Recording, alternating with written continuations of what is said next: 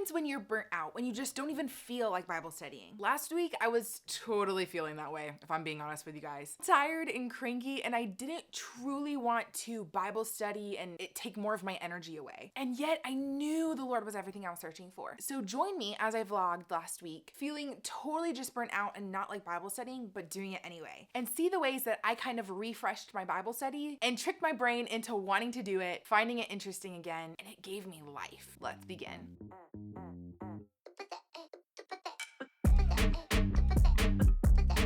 Hey friends, do not worry when you hear me being burnt out. It's just finishing up those Grace Bible Reading Plan videos. If y'all haven't heard, we just launched daily videos for our Grace Bible Reading Plan. And hold on a second. What in the world? Hello? What's up, girlfriend? Are you filming right now? Because you definitely have to tell them. Oh, not you again. Whoa. You would never tell them anything if it wasn't for me, and they loved me last time. I know. What was up with that? You're kind of annoying. Love is patient. Love is kind, girl. Check yourself. You're right. What's up? You know, tell them about the reading plan. I'm already here in the video anyway. Yeah, join me this year for the Grace Bible Reading Plan. We have daily videos to help you in reading the Bible through in a year. Yeah, it's a reading plan that gets you through the Bible in a year with 95 grace days. I go through it myself, and it's chronological, but like not in a way that will leave you in Job for 2 months. It's chronological with like the Kings and the Psalms and then the exile. That's helpful, but not confusing. Did you just interrupt me? And it's written to like help you see themes from like Leviticus to John or Genesis to Acts. Connecting the Old Testament to the New Testament, it's really helpful like that. Hey, are you gonna let me say anything? This is my video. Oh yes. This reading plan has helped so many people actually read the Bible through in a year because it's written not just to make it through and check that box, but for you to enjoy it and make connections from the Old Testament to New Testament. It's written for your success, not just as a task. You can learn more about the reading plan in our daily videos and resources to help you make it through it in the link in my description or in the pinned comment below. All the information is there. I'm so excited to see what the Lord does this year. Now, bye. She just So anyway, what was I saying? Basically, I was just really tired of talking about Bible study and having to film Bible study after filming 270 videos and then editing them and then organizing them. I just felt burnt out, and looking at my Bible made me think about that project, which isn't good. And I knew it wasn't good. And I know and I believe the Lord is everything I'm searching for. And his word is life, not task and homework. And so I know I didn't really have it in me to go super deep, but I wanted to survive and not lose the great habit I had built of having a daily Bible study. And so this is that. So let's begin day one. Monday morning, I woke up burnt out.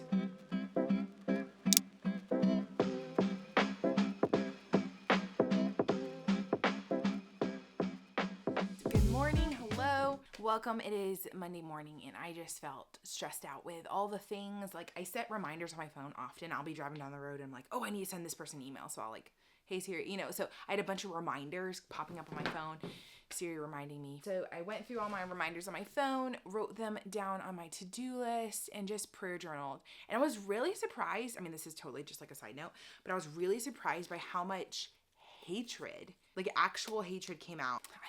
This is why I'm such a big proponent of journaling and journaling prayers, because it can just be so helpful to get out stuff that you didn't even know you were dealing with. Like for me, it was, if I'm to summarize, hatred towards myself because of my to-do list and impatience and tiredness and wrestling with that.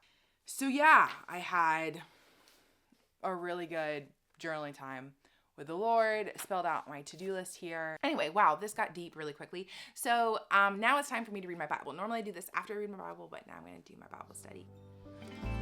Glad tidings of great joy.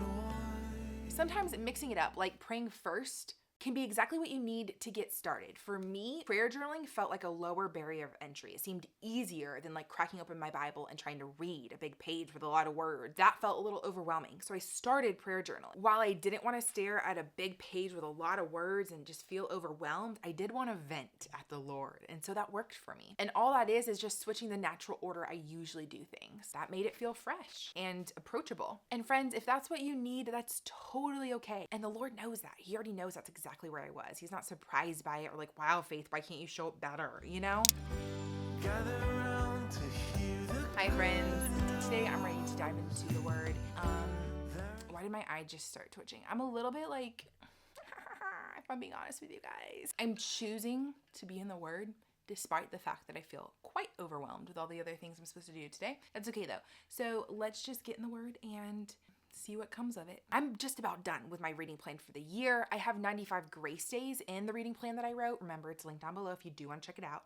And so I'm finishing earlier this year, which means I didn't have any reading I needed to do that morning. So I just worked on a study that I do with my Patreons. It's an in-depth Psalm Bible study every week. So I just worked on one Psalm, and that felt a little less overwhelming. I studied Psalm 34, and honestly, I do a lot of research for those studies. It's typically like 5 to 6 hours. So just an hour or two got me started without totally even finishing that psalm. I just was scratching the surface. I also went down a couple rabbit trails about culture in the ancient Near East and debates around the text, etc. I felt so encouraged by the themes of deliverance found in Psalm 34, and it's deliverance by God for the undeserving people that are his. I used two commentaries, the NIV application commentary and the NICOT, the New International Commentary on the Old Testament.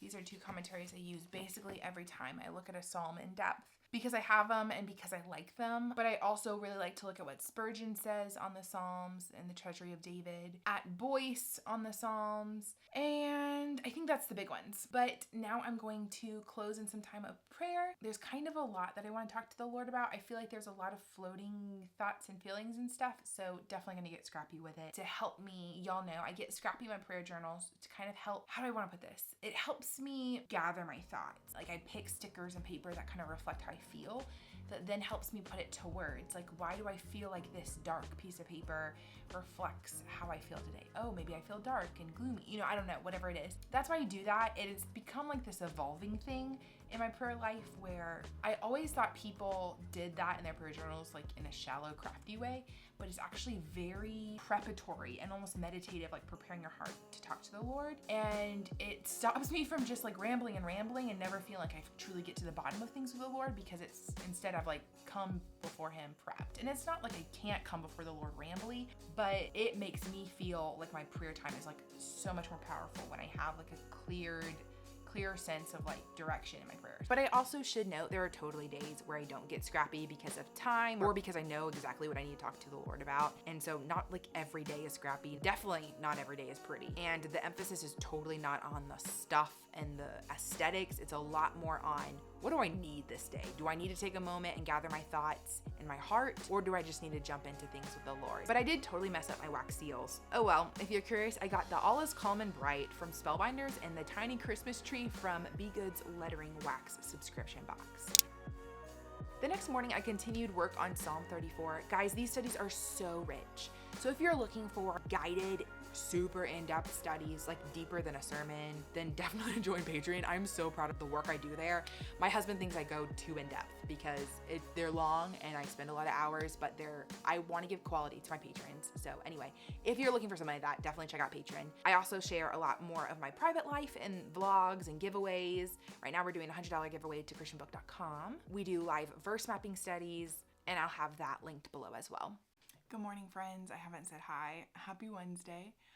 Today I'm continuing studying the Psalm I started last week. So I like slowly work on studying it in depth throughout the week. It's going well. I'm just moving slowly. I'm so tired though this morning. I'm like, and then I just stopped filming because I didn't feel like talking to the camera because I was that burnt out. This leads me to the second thing that I did to keep myself returning to Bible study, was to not ask too much of myself. I didn't feel like talking to the camera, and so I just turned off the camera. And I think sometimes we push ourselves a little bit too hard in Bible study. We're like, we have to finish the chapter. We have to finish whatever it is. And the Lord doesn't ask for performance. Christ did it all on the cross. The Lord asks for worship. You see often in like the major prophets of the Old Testament how they'll remind Israel of their fakeness. Like they would do sacrifices, but it was really for themselves and to make themselves feel good. That is exactly what we're not called to do in our Bible studies, in our worship, in our prayer journaling, whatever it may be, is to try and put on a facade for the Lord. He sees right through that. And the true intimacy in my relationship with God is when I'm just raw and real with him. Like, Lord, I don't even feel like talking to you about this right now. And I wish I did feel like talking to you about this, but I don't. And please work in through and despite that. You know, just talking to him like that, like my best friend, like my spouse, just like real, raw, and honest, because He knows me real, raw, and honest already. There's no need to put on a show with him. But another thing that I do to keep myself coming back to Bible study and keeping it fresh and exciting is to not be afraid to hack your brain. So my brain loves new, fresh, exciting, crafty things. If I have some new stickers or pens or something, I'm gonna wanna go use them. Or like if I don't feel like filming, I'll make myself a hot cup of coffee because I do wanna sit and talk to somebody and hold my coffee. That's very soothing. So using brain hacks like coffee can be very helpful to make Bible study exciting again. Like I'll treat myself to an ice cream cone if I eat it while I do my Bible study. No shame in that. Everywhere else in the world, people brain hack to get themselves to the gym. They brain hack to do just about anything. So ask yourself, what other self-discipline tactics have worked in other realms, whether it was school or health and fitness or whatever it may be. What got you studying? What got you to the gym? What got you doing those hard things? What brain hacks did you use and worked elsewhere? Because these are the things that work for me. So this day, I decided to pull out a new fancy toy. Now, you don't need to spend money on a new fancy toy like I did. I use y'all as an excuse to buy nice things like this, but this totally made it fresh, new, and exciting. Hey friends, I'm ready to sit back down and do a little bit more studying. Now, I did want to kind of share with you guys a new fun thing that I did get in the mail last week, and I haven't gotten to use it yet because of life, but let me show you what it is. I asked on my Instagram, so if y'all aren't following me on socials, I do have an Instagram and a TikTok. I asked Thursday, I think it was Thanksgiving night, I got an email about a sale that was happening at one of my favorite online stores, and you guys were like, get it. So I splurged and I got what is it called? It's a hot foil system. So people use this for card making, primarily for adding this stuff. It's like gold glimmery stuff onto cards. I love using all of this card making stuff for scrapbooking and for Bible journaling. So I was thinking this would be a really cool aspect to my Bible journaling, but I'm afraid of it. Like I don't think I've ever even watched someone like tutorial how to use one of these. It looks pretty simple. I got different metal colors. Is that metal? I guess, I don't know. And just a little, and then I thought this wreath was really pretty. Isn't that so pretty? So I wouldn't necessarily do the best wishes, but like that wreath and then put like a Greek or Hebrew word and some small amount of notes in the middle, I think it would be pretty. And then for scrapbooking, these are like frames that you can then die cut, and this just puts a little bit of gold foiling, like polka dots around them, if that makes sense. So all the different shapes for all the different photos in scrapbooking. What I really want to try out, I'm picturing Psalm 34 in little gold letters. It's not the cheapest thing in the world either though, so I'm not saying you have to go buy this if this goes well. It's just, you know, something fun to see if I can enhance and make my Bible notes prettier. Also, don't mind my thumbs. I ripped off my nails.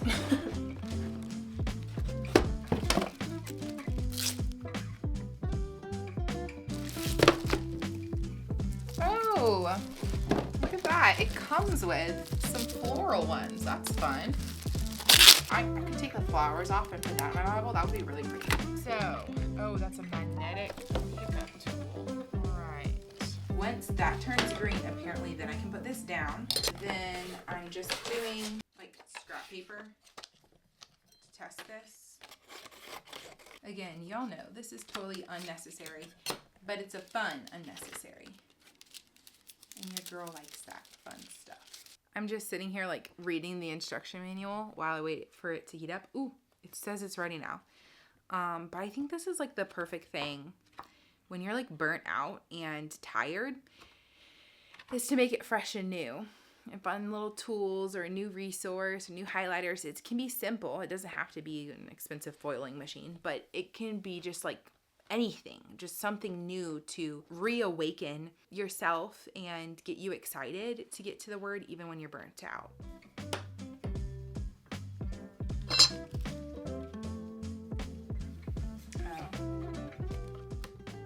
And then after this, I take it off the heater and put it through my die cut. It was blinking. Now do I lift it?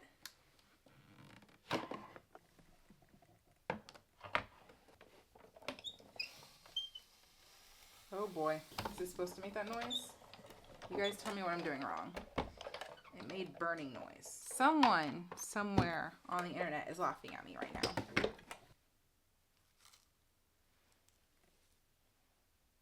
Ooh, this green thing is hot. Is it supposed to be hot? Uh-oh. No, stop. What?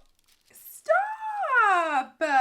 Guys, how did we really end up doing this right? It's so beautiful. Like, once again, obviously totally unnecessary. I need to watch like 72 more YouTube videos to make sure I'm doing this right. But my goodness. Somebody that knows all about this is going to be like, yeah, I know, you did it wrong. But wow, even that's pretty. Look at that. All right, here is the psalm I've been working on. Like, wouldn't that be so cute in the corner?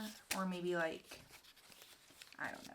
There's a million things I could do with it. And with these letters, like the opportunities and ideas are endless. I'm so inspired. Now, just this simple little toy made things so much more interesting that I came back later that night after I put my boys to bed and spent like a couple more hours in that psalm. Don't be afraid to brain hack. Bible study is worth fighting for. So make this something you're going to fight for every day of your life, because this is the best habit to fight for and make happen. Now, if you want to join me reading through the Bible this next year, it's only 270 days. So you could technically wait until like February and start it. You would still have grace days. Check out the Grace Bible reading plan. It's linked down below in the pinned comment. We have daily videos and resources to help you through each and every day's reading. Now, if you guys would like to join me in just an average normal day Bible studying in depth, where we get a little bit more nitty gritty about tools I use and stuff I'm learning, check out this video right here. I'll see you guys right there. Bye guys.